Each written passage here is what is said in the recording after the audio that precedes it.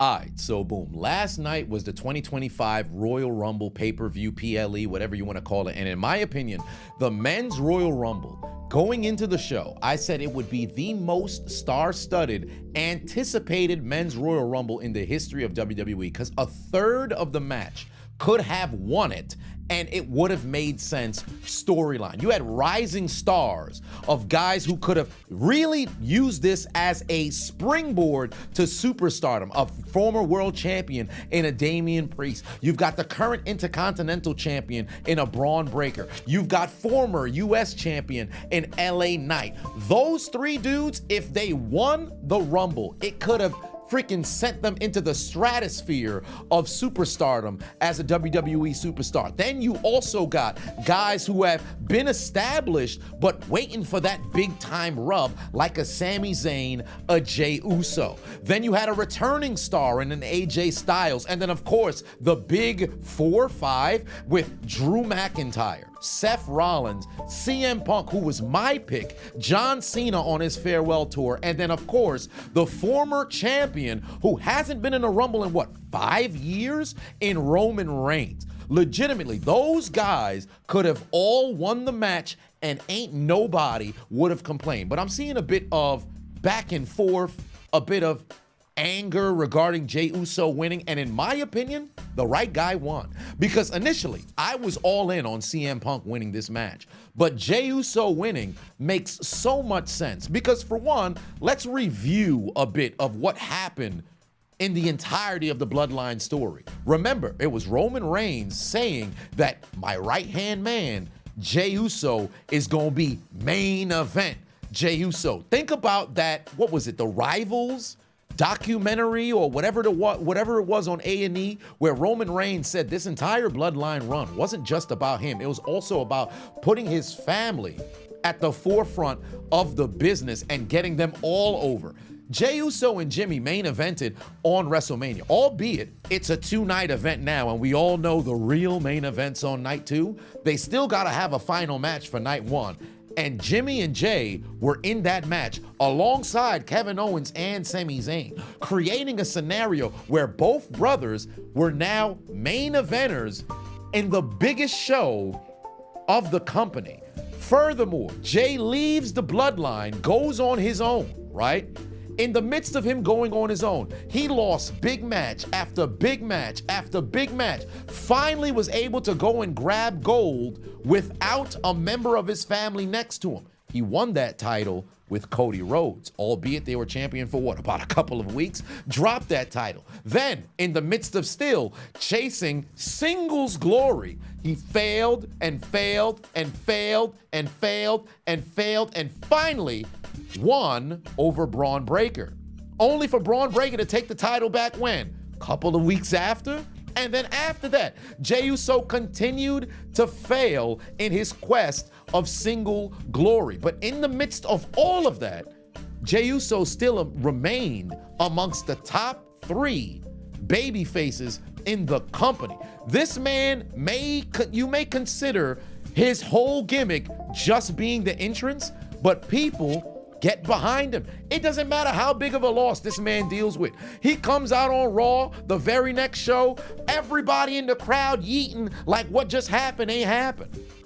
And if you take into account what Cena's moniker just so happens to be, never give up, that's the epitome of Jey Uso. And truly, in my opinion, I hate the fact that he already announced that he's trying to go after the World Heavyweight Championship. He believes he can beat Gunther, because in my opinion, that's the wrong champion for him to go after. It should be Cody Rhodes, and I'll tell you why. Last year, Cody was the reason why Jay came to Raw. You take into account how important Cody is in the story of Jay as a single star. It was Cody who believed in Jay. Same way that, Sammy had. But ultimately, Cody, being that champion, believing in Jay, galvanized this man towards finally being able to go and get that IC championship. We're all sitting on our hands, edge of our seats, anticipating when Cody's finally gonna go and turn heel. Why not the story be Jey takes down Cody, and Cody can't live with himself and finally goes and turns. We're all waiting for Cody versus Orton. That match doesn't require Cody being the babyface. I think that match requires the title. I thought Orton was gonna mess around and be in the Rumble. He was also amongst the number of individuals who I believe could have won it, and it made sense, but he wasn't in the match. Logan Paul came out number 30, but that's neither here nor there. Jey needs to go up against Cody at WrestleMania, and that will make this win so much sweeter. I think a lot of people aren't seeing the vision if in the event this isn't painted out to come out like this, because I'm not gonna lie to you. I love Gunther as much as everybody else does. This World Heavyweight Championship run hasn't been booked to the same kind of heights that his IC title run happened to be booked. And that's so not on Gunther at all. He's been putting on banger matches. He's constantly had good segments when he's on television, but they haven't given him an opponent worth wanting to tune in to see him face. Jey Uso, for all intents and purposes, could be that, but we've seen that match already. I think the best avenue that can happen is Jey versus Cody. And truly, this is the best opportunity to get that title off of Cody and get real heat behind it. Because Cody, just like Jey, is amongst the best baby faces in the company. I think you have Jey beat Cody. When Cody turns, this could have the same kind of effect that Hogan had in '96 when he joined the NWO. And they have to book it in a way in which nobody sees it coming. We're all intentionally, or I should say, we're all waiting intently on seeing Cody go and turn. But if they can book it the right way, this can be absolute box office. Jey winning the Rumble also creates a scenario that we were all looking forward to. Because how long have we sat there watching the Rumble saying, this is a bit, it's incredibly easy to predict who's gonna win. Last year, it was either CM Punk or Cody Rhodes. Nobody else mattered. You knew it was gonna be one of the two. And more often than not, everybody was leaning towards Cody, because why would you have Cody win the Rumble in 2023 only to lose at Mania? And given the whole trajectory of the story being the hard times, in order to go and honor his father, it makes sense for Cody to have won. 2023, we all knew Cody was gonna mess around and win. 2022, who done jumped in there? Was it Brock that year? I believe it was. 2021, you had a part-timer in Edge come back, finally messed around and got that W, but unfortunately lost over in Mania. 2020, Drew won, but unfortunately, for Drew, it didn't culminate the way that we wanted it to in front of fans at WrestleMania. But Drew winning was the right guy winning. This is a long time since we had that mess around and happen with somebody who was on the ascension, not somebody who was already, for all intents and purposes, established. I think Cody, when he came over, we all knew he was ready for that spotlight. But that's neither here nor there. One way or another, a lot of people have a lot of polarizing opinions regarding this Rumble's victory. And I think Jey Uso winning, after sleeping on it, of course, because I had to talk myself into it in the midst of watching how everything transpired, but Jey Uso winning the Rumble gives hope to, I guess, the remainder of the roster of you put in that work. You put forth a magnificent year of being able to connect with the audience, getting people to buy in to all of your matches. You can see yourself winning in the Royal Rumble. This was the right guy winning. Now, I will say this much. I know a whole lot of people are saying his moveset is incredibly limited. Nobody wants to see a gang of super kicks and all the splashes and regular shit, Samoan drop. You got 3 moves, maybe 4 for Jey Uso for the most part. I do think he got to go and expand that doggone moveset. But I think they can paint a magnificent story here, but I don't think it happens if he goes up against Gunther.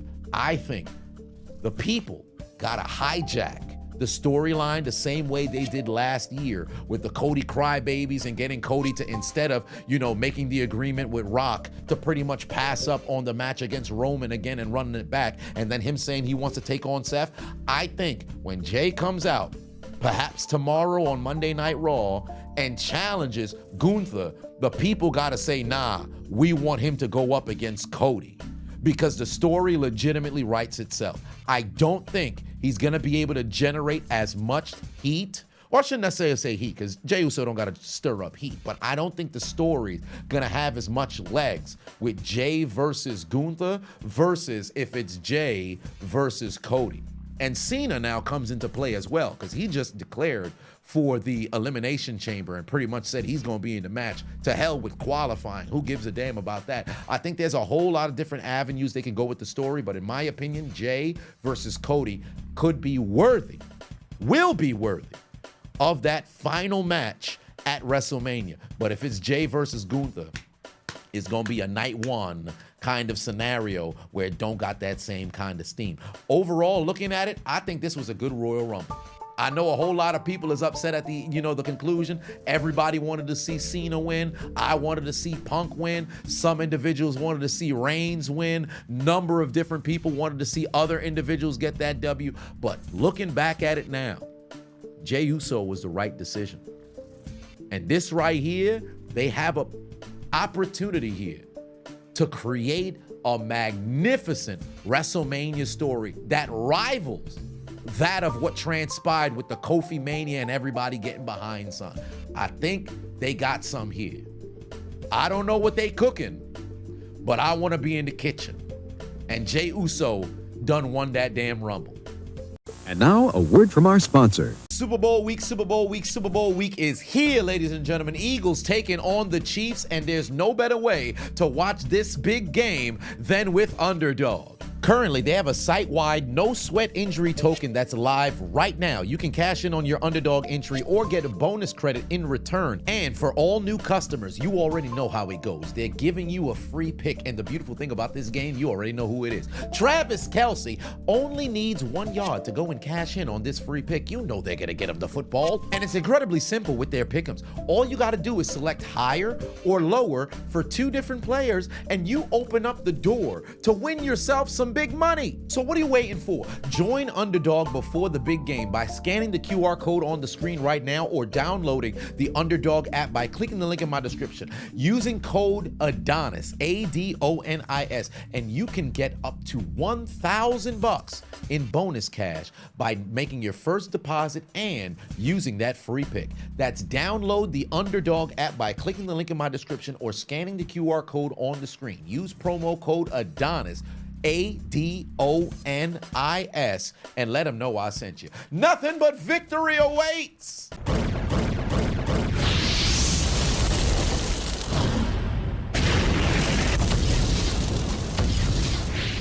Hey, I appreciate you watching the entire video. Make sure to hit the subscribe button and the like button on the way out if you haven't already. And on top of that, hit that notification bell as well. For whatever reason, YouTube's only showing my videos to 20% of my subscribers. So if you have already turned on the notification bell, turn it off, turn it back on. If you never turn it on, turn it on.